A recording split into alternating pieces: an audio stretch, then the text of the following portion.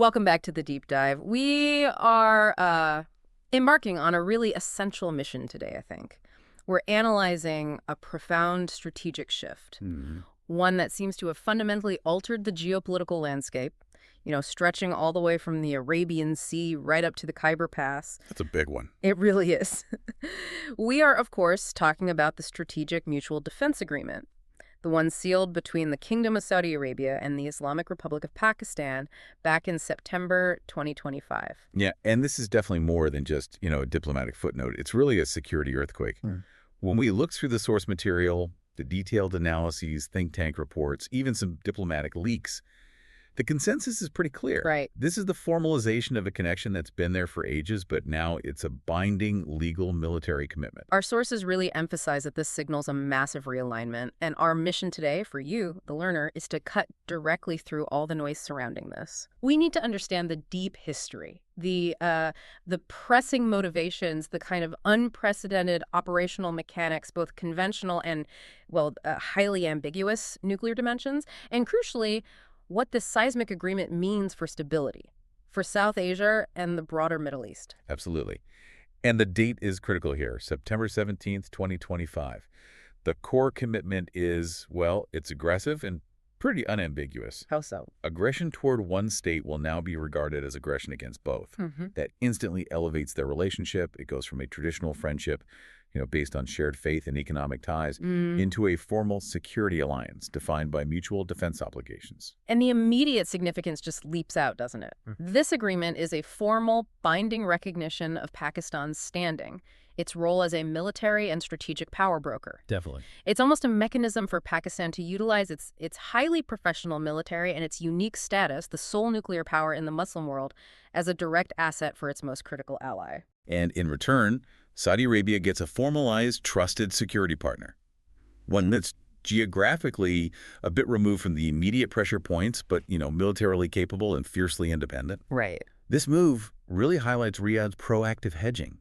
They're looking at increasing regional volatility and, frankly, the perceived decline in how reliable traditional great power guarantees are these days. So it's a big shift in thinking for them. Definitely. And to really grasp the gravity of this formal pact, you have to appreciate the foundation it's built on. Right. Which is a relationship that, as you said, has always sort of transcended standard statecraft.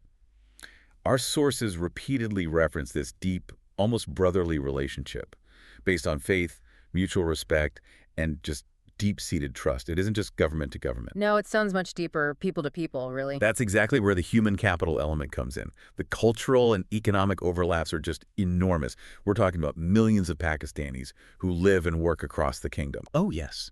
Providing crucial labor, expertise, from technical fields right up to management. And the remittances.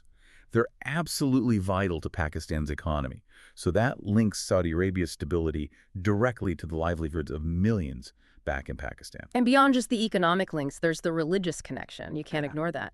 Millions of Pakistanis visit the kingdom every single year for Hajj and Umrah. This shared commitment, it creates a depth of cultural resonance that, frankly, very few other bilateral relationships can claim. And this cultural bond, it translated pretty quickly into security cooperation over the years. Saudi Arabia has consistently provided, vital dependability during Pakistan's frequent economic downturns, often through things like deferred oil payments or even direct cash infusions. Lifelines, really. Exactly. And in reciprocity, Pakistan has been the indispensable provider of military expertise and trained manpower to the kingdom for decades. Okay, so let's formalize that history a bit. What were the concrete security cooperation milestones? The things that really paved the way for this dramatic agreement in September 2025? Well, cooperation goes way back, and it's substantial. You really have to start with the landmark 1982 Protocol Agreement. Okay, 1982. Yeah. This document laid the original groundwork. Military advisory missions, shared training standards, and critically, the periodic stationing of Pakistani troops. Ever since the 1970s, Pakistan, with its huge standing army, has often stationed sizable military forces in the kingdom. Sizable meaning? At various points, especially during regional flare-ups, these deployments actually exceeded 10,000 troops. Wow, 10,000 troops. That's not a small deployment at all. That suggests a critical operational role, not just, waving a flag. Precisely. And the best-known example, the one cited again and again in the source analysis, is the 1990-91 Gulf War. Pakistani forces were absolutely integral then, helping defend Saudi territory and, crucially, the holy sites against potential Iraqi aggression. This established a really deep layer of trust. The feeling was, when the kingdom was truly threatened, Pakistan was there, putting its soldiers on the line. So if that historical integration was already so deep, what was the situation right before they signed this pact? Was it still active? Oh, definitely. Even before this mutual defense agreement, the relationship was maintained. There was an ongoing rotation of forces, mostly focused on training, logistics, and these embedded advisory roles. Right. Current conservative estimates, just before the pact, put the personnel rotation at well over 1,500 highly trained personnel at any given time, constantly refreshing the military institutional knowledge within the kingdom. And we mentioned the financial quid pro quo. Riyadh often acted as a lender of last resort. Yes, that financial reciprocity is essential context. You can't really understand the relationship without it. Riyadh periodically extended these crucial financial lifelines, often in the form of soft loans or favorable oil payment terms, especially during Islamabad's acute balance of payments crises. So it wasn't charity? No. It was strategic investment in a key security partner's stability, pure and simple. Okay, so given all that existing cooperation, the cultural ties, the station troops, the financial backstops, what the push for a formal, binding mutual defense pact right now, what's the specific, sharp message they're trying to send to the region, to the world? Well, I think it's about signaling absolute commitment in a time of increasing doubt and uncertainty.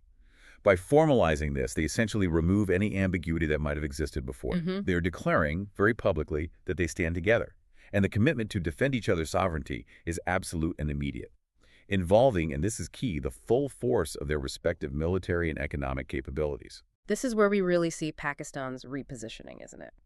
The sources are extremely keen on this point. Pakistan is leveraging its unique status, the sole nuclear power in the Muslim world, positioning itself explicitly as a reliable, proven security provider. Absolutely. And the fact that Saudi Arabia is opting for this formal, binding relationship, it really demonstrates Islamabad's dramatically rising strategic stature. And this combination, it serves as a profound warning to any perceived enemies. The pact strongly suggests that any hostile action against Pakistan must now factor in the guaranteed financial and diplomatic backing of an oil-rich global power like Saudi Arabia. And vice versa. And vice versa. Any threat to the kingdom now potentially triggers the response capability of one of the world's largest and most battle-hardened militaries. It fundamentally changes the risk calculation for any potential adversaries. And if we peek behind the curtain at the internal politics, this move also seems to satisfy a domestic need within Pakistan, right? Securing vital Saudi investment, guaranteed funding, at a time when Pakistan's economy remains structurally quite weak. Exactly. It intertwines security with long-term economic stability in a very formal way, making the relationship truly indispensable to both sides. Right, so the timing question, it's fascinating. Why September 2025? The sources seem to suggest viewing this not as some kind of panicked reaction, Major. but more as the culmination of strategic anxieties that just reached a tipping point. Both nations were actively seeking, it seems, sophisticated ways to diversify their defense partnerships, hedging against regional risks that maybe traditional alliances weren't quite covering anymore. That's the frame, yes. A strategic effort, not just a reaction. Okay, let's start with the pressures driving Riyadh. What were the specific regional and international developments that really pushed Saudi Arabia toward formalizing this security relationship with Pakistan? Well, the immediate regional catalyst seems pretty clear and alarming for them. That Israeli attack targeting Hamas leadership inside Qatar. Right, that was a major event. It really was. It was an aggressive, highly visible use of force against a sovereign regional country, and Qatar is a key security partner of the U.S., no less. That stoked serious fears in Riyadh about Israel's increasing willingness to use assertive, unilateral force, potentially across Gulf airspace and territories. And that specific event, it brought concerns about U.S. reliability roaring right to the forefront, didn't it? The thinking being, if the U.S. wouldn't or couldn't restrain Israel, even when its actions directly threatened regional partners like Qatar. Then why should Riyadh believe Washington would reliably defend the kingdom itself against a direct threat? Exactly. The perceived unwillingness of the United States to put serious pressure on Israel, especially when it acts against U.S. regional allies, generated massive insecurity in Riyadh. And this concern then feeds directly into the long-standing rivalry with Iran. We know the sources suggest Tehran's regional influence might have waned slightly. They cite, for example, the dramatic change in Bashar al-Assad's regime in Syria as a sign Iran's proxies face setbacks. Right, some setbacks. But the underlying threat perception remains very strong in Riyadh. Hmm. And the perception of U.S. disinterest has only grown. Riyadh worries that Washington is just too distracted, by competition with China or domestic issues, to adequately counter tangible threats.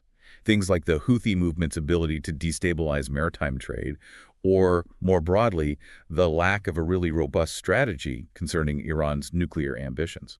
So if the U.S. is seen as fundamentally disinterested in countering these Iranian support vectors, then Saudi Arabia feels it must secure its own credible deterrent. They can't rely solely on Washington. And this leads to that deeper anxiety you mentioned earlier regarding the capriciousness of U.S. policymaking toward the Middle East, an awareness that their massive economic wealth actually makes them a potential target for heavy-handed deal-making from Washington. Yes, there's an acute awareness of that. The sources make a compelling historical comparison, noting that Riyadh watches very closely how the U.S. treats even its oldest allies. They cite the example of Japan, a staunch ally, but still subjected to immense economic and political pressure when Washington decides it needs a better deal. Right. Saudi leaders know their financial clout has protected them so far, but they can't guarantee future immunity from political or economic coercion if they remain too dependent on a single great power for security. So the pact with Pakistan becomes this sophisticated hedging strategy, locking in a non-Western security guarantee that operates entirely outside the unpredictable political cycle of Washington. That's pretty much the strategic calculus for Riyadh. Now, if we turn to Pakistan, the logic is equally urgent, but it's driven by a different kind of anxiety, one rooted more in isolation and economic vulnerability. Okay, so what was driving Islamabad? Well, Islamabad has been battling some severe strategic isolation, especially since the Taliban captured Kabul back in 2021. The Pakistani leadership has been highly anxious about becoming overly reliant on Beijing. Particularly for security and infrastructure finance. Exactly. They felt they needed a credible alternative to balance that relationship. It was becoming too one-sided. And that anxiety was amplified by external pressures, too. Oh, yes. The U.S. suspension of military sales and assistance was a huge blow. But perhaps even more strategically damaging was India's highly successful cultivation of deep, multifaceted economic and trade ties with the Gulf Cooperation Council, the GCC, over the preceding decade. Right, India really made inroads there. They did. And Islamabad felt increasingly isolated as its traditional Gulf allies seemed to be pivoting, at least economically, toward its primary rival, India. So the pact is a multi-layered response to this vulnerability. The analysis we looked at outlines 4 clear goals for Islamabad. Let's dig into those. Sure. First and foremost, it's about financial stability. They want to institutionalize sustained and diversified financial support from Saudi Arabia. Predictable, long-term backing, not just emergency handouts. Okay, predictable funding. What else? Second, there's a clear strategic goal regarding India, actively working to dampen Riyadh's defense, technology, and infrastructure engagement with New Delhi. This pact sends a very clear message to Saudi Arabia. Deepening ties with India now carries significant security implications for your newly formalized ally, Pakistan. A bit of a diplomatic check on India's Gulf strategy. You could say that. Third, and this is perhaps most significant for Pakistan's military planners, is creating new opportunities for leverage over India, specifically in the event of a bilateral crisis. How so? The formal mutual defense commitment gives Pakistan new political maneuvering room, potential external support from Riyadh that it simply did not possess before. It changes the dynamics. And finally, demonstrating resilience. Yes, exactly. This is crucial for domestic audiences in Pakistan and also for regional countries. It's about showing that Pakistan is not solely reliant on China for its critical security and economic assistance. It elevates Pakistan's image, from being perhaps a supplicant seeking aid to a critical security provider offering strength and guaranteed partnership. Okay, so moving from the strategic why to the more practical how, this is where, the rubber meets the road. While the real fine print of the Strategic Mutual Defense Agreement is undoubtedly confidential. Oh, absolutely. We won't see the detailed annex. Right. But the sources highlight that the immediate significance lies in the structure it creates and the sort of public logic it establishes for long-term expansion. Yeah, the creation of this structure is foundational. A mutual defense commitment, it instantly creates incentives for both states to really heavily invest in robust, secure information sharing protocols. Things like secure comms networks. secure comms, detailed analytic exchanges over time. You simply cannot execute mutual defense effectively without deeply integrated intelligence and coordination mechanisms. Makes sense. Let's explore the massive scope for expansion in the conventional domain then, capitalizing on Pakistan's inherent military strengths. Right. Pakistan's military is famously highly capable. And crucially, the sources note something interesting about its institutional nature. The dominant military institution in Pakistan is actually inclined to generate overcapacity. Overcapacity in personnel and capabilities. Yes, and this institutional strength means it actually benefits both politically and financially from stationing forces abroad. It essentially exports security, earning revenue, and maintaining high training standards through diverse deployments. This makes Pakistan a uniquely perfect partner for Saudi Arabia in this context. So what are the practical activities we can expect to see ramp up now that the pact is formalized? More joint exercises. Definitely. The sources suggest a significant expansion there. More frequent, larger-scale combined exercises, not just infantry, but joint air and maritime maneuvers too. We'll likely also see formal access arrangements being negotiated for both forces and much more deeply embedded advisory roles. Especially in advanced training and military modernization efforts within the kingdom. Precisely, helping Saudi forces build capacity. And this expansion, it aligns almost perfectly with Saudi Arabia's own big strategic internal reform program, Vision 2030. Absolutely. Vision 2030 includes a critical long-term initiative to build highly specialized human capital, specifically in the defense domain. Riyadh is really intent on shedding its reputation as merely an extravagant buyer of expensive foreign defense material. They want to build things themselves, develop their own expertise. Exactly. They need partners who can transfer operational knowledge and skill sets to indigenous Saudi forces. And Pakistan is frankly far more willing and, arguably, able to facilitate that kind of deep transfer than most traditional Western partners might be. Okay, this brings us to the really fascinating defense industrial angle. The sources suggest joint manufacturing, joint procurement, may be developing gradually, but the potential seems enormous. It is, and it's a critical component of Vision 2030.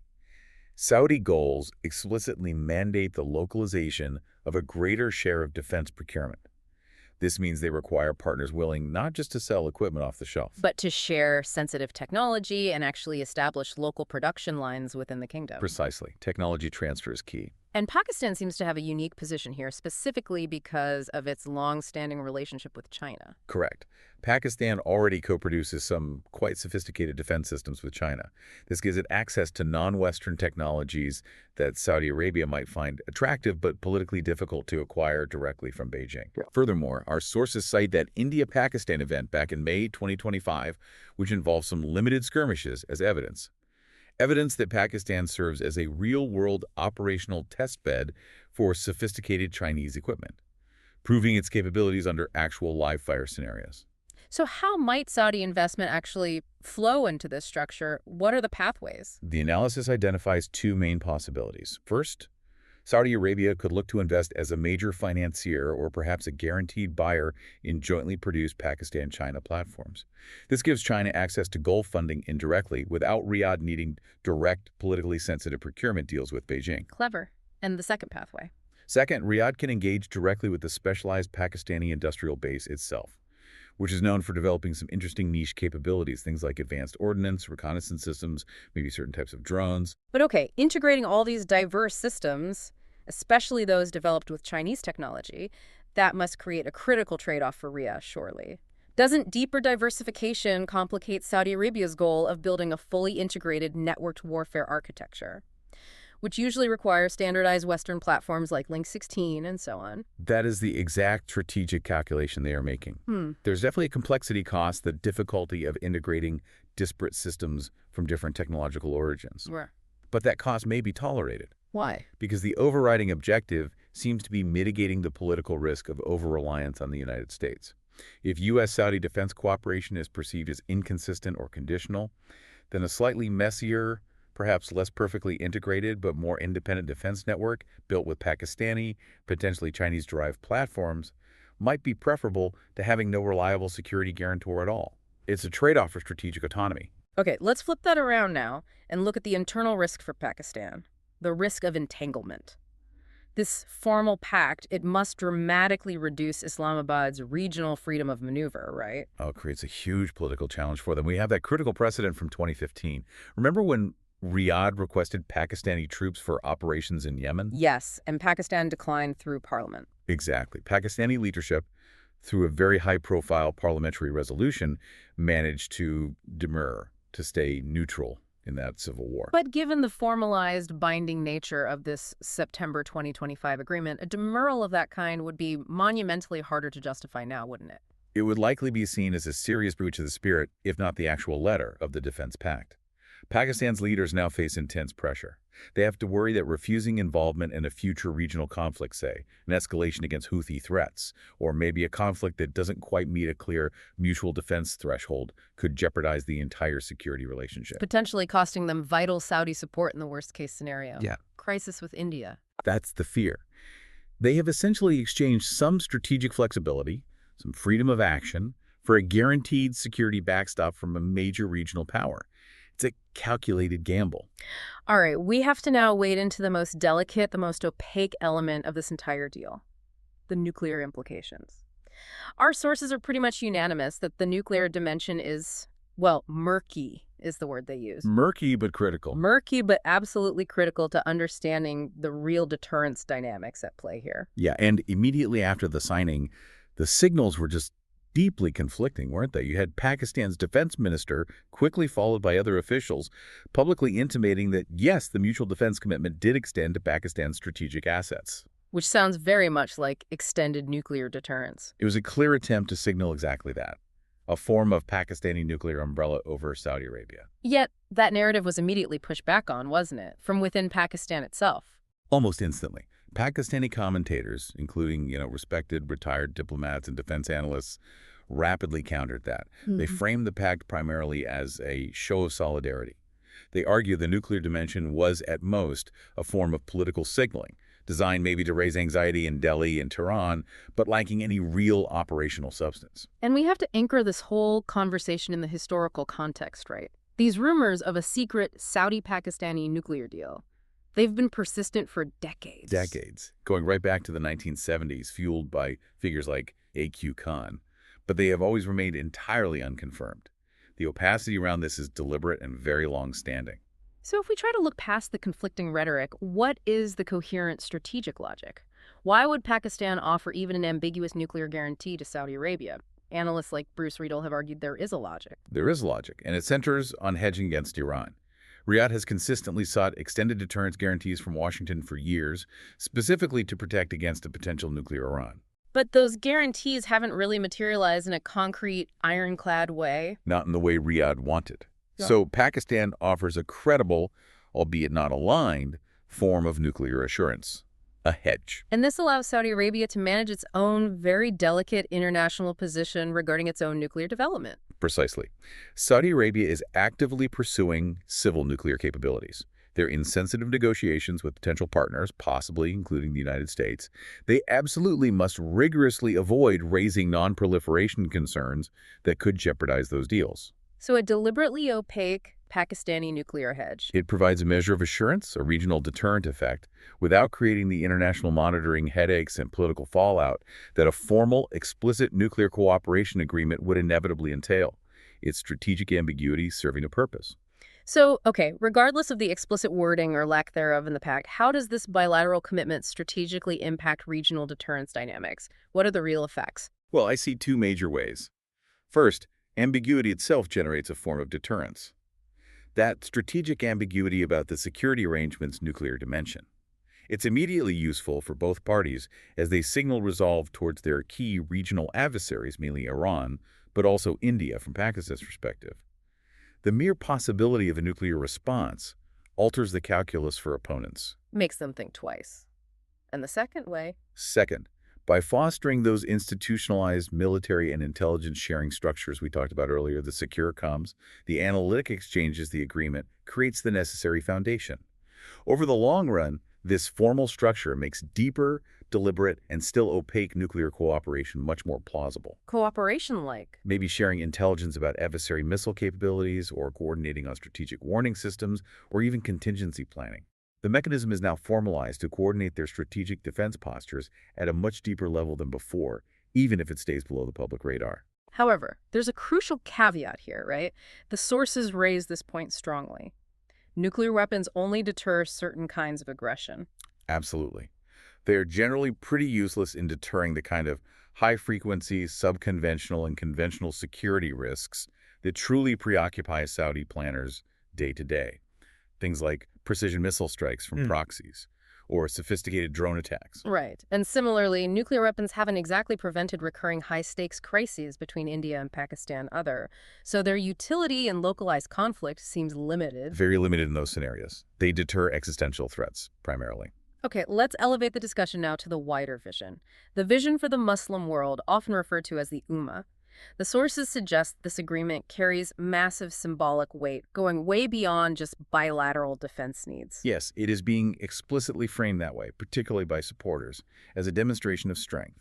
The alliance is designed to showcase what can happen when two powerful Muslim countries unite, based on mutual trust and shared capabilities. So it's seen as a potential turning point. By some, yes.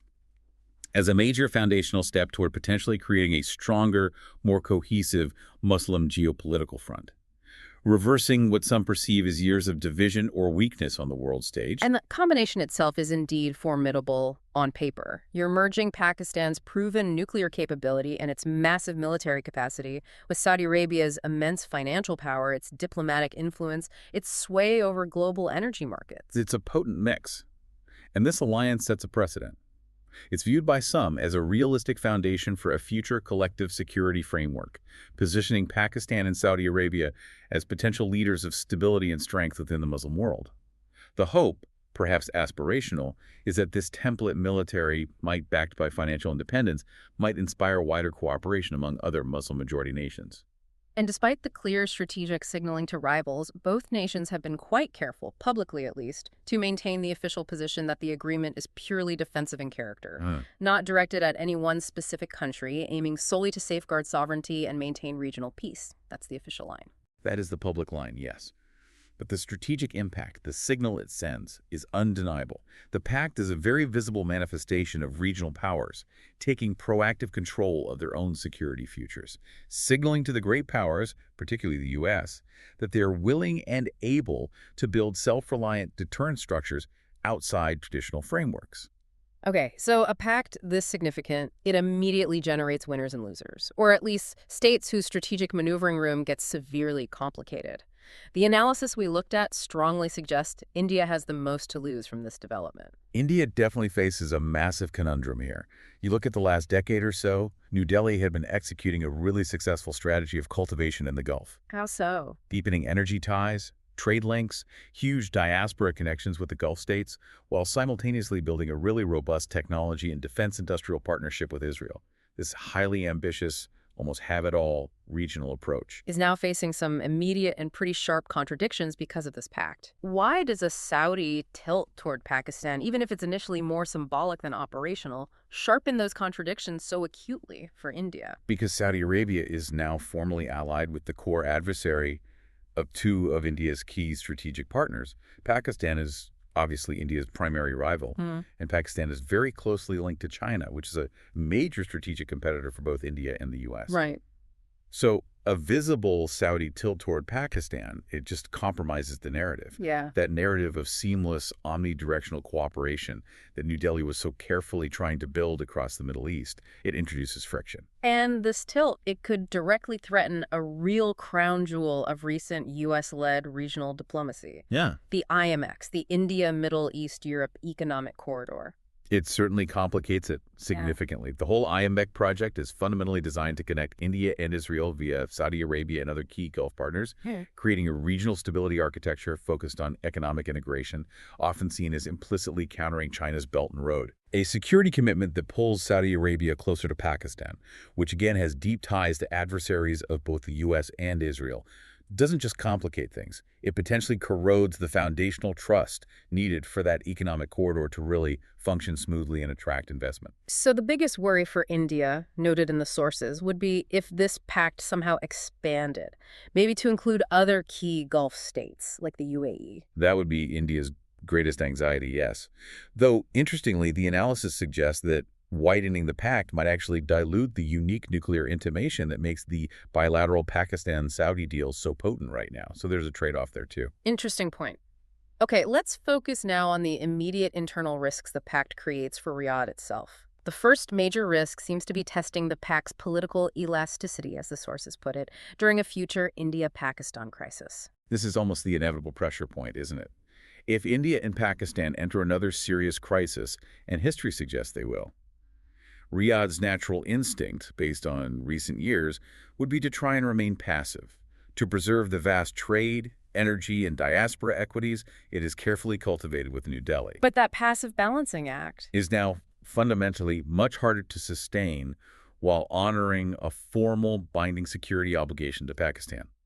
Riyadh would be forced into making very difficult, potentially relationship-damaging choices. They can't easily sit on the fence anymore. Furthermore, the pact introduces complications for Saudi Arabia's other long-term geopolitical goal, Right. normalization with Israel. Absolutely.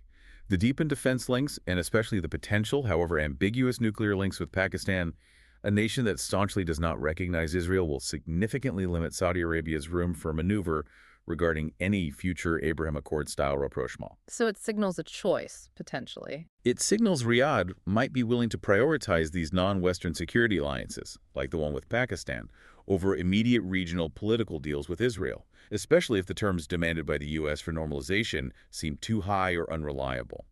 Okay, let's shift perspective again to Pakistan's internal financial risks.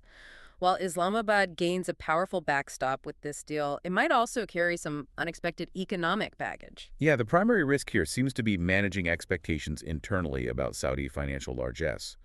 While Saudi Arabia is clearly an indispensable partner, our sources point out that Gulf partners in general, including Saudi Arabia, have actually been quite cautious about financing certain sectors in Pakistan recently, even high-profile ones like minerals. Well, why the caution? It seems to stem from concerns about the underlying structural economic fundamentals in Pakistan, and also persistent local security concerns in some regions, which the pact itself may not fully resolve overnight.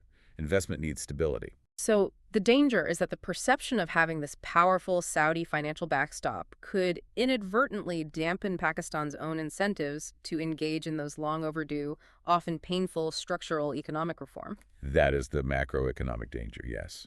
If the leadership in Islamabad comes to believe that permanent financial aid is essentially guaranteed through this security pact, the political will required to enact necessary reforms, things like broadening the tax base, tackling energy sector debt, or privatization, that will might erode. So this financial dependency, even if institutionalized, risks perpetuating Pakistan's underlying economic fragility. It's a definite risk, moral hazard, essentially. And finally, coming back to that operational risk of entanglement for Pakistan. We touched on Yemen, but what else? Well, it centers on the potential for Saudi requests for assistance outside of a direct state-on-state defense scenario. Yeah. For instance, intensified Houthi attacks in the Red Sea and beyond, disrupting shipping, or maybe even internal threats to critical Saudi infrastructure like oil facilities. Riyadh might ask for Pakistani help, like air defense or maritime security. They could certainly generate urgent requests for Pakistani air defense capabilities, maritime security patrols, maybe even engineering personnel to help secure sites on Saudi soil. But Islamabad's appetite for such missions will likely be significantly limited. Why? By the potential domestic political blowback back home against foreign military involvement, concerns about force readiness, and, crucially, that constant paramount need to focus its primary military capabilities on the border with India. They can't afford to get stretched too thin. Okay, zooming out one last time then. What does the Saudi-Pakistan pact really tell us about the current mood, the trajectory of the Middle East and South Asia within the broader global geopolitical context? What's the big picture signal? I think it reflects profound and pretty widespread anxiety across the region. The deal is, in many ways, a direct response to the perceived or questionable reliability of U.S. security commitments. A sense that Washington isn't the reliable guarantor it once was. That perception is certainly growing. It also signals a regional discomfiture with the return of a more volatile global trading order, and particularly the confusing, often contradictory signals emanating from Washington regarding its competitive approach to China. Regional players are struggling to navigate that great power competition. So, in essence, countries like Saudi Arabia and Pakistan are choosing to rely more on themselves and proven, perhaps culturally closer, partners rather than solely on the traditional great powers. Precisely. It is a really significant move by these mid-sized but highly influential powers. They're seeking aggressively to hedge against overdependence on any single great power. They are prioritizing self-reliance and building their own regional security architecture over what they perceive as the increasing instability and unreliability of global guarantees. It's a move toward multi-alignment or perhaps even non-alignment in some ways. Tag outro. Well, this has been an incredibly detailed exploration of the Saudi-Pakistan Strategic Mutual Defense Agreement.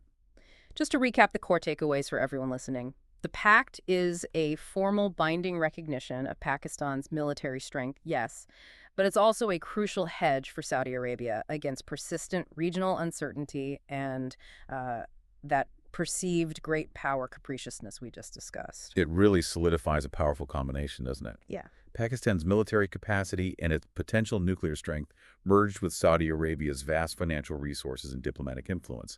This alliance creates serious operational, defense industrial, and yes, potentially nuclear implications that will continue to unfold over the coming years. It clearly challenges India's regional strategy and dramatically alters the political elasticity required of both partner nations when crises emerge. So, for you, the learner, here is the final provocative thought we want to leave you with today, based on all the synthesized knowledge we've unpacked. This deal is truly one of the clearest signals yet that countries across the Middle East and South Asia are actively developing non-traditional strategies. Strategies to navigate a much more multipolar and, frankly, less reliable world. So the question becomes, if this bilateral pact, this specific model combining military expertise with guaranteed financial backing, if it proves to be a successful, resilient template for securing non-traditional alliances, how widely might this model be adopted? Could we see other mid-sized powers, perhaps across the global south, looking to use similar bilateral security guarantees to insulate themselves from great power volatility and competition? That really is the strategic domino effect we should all be watching for over the horizon. Thank you for joining us on the deep dive.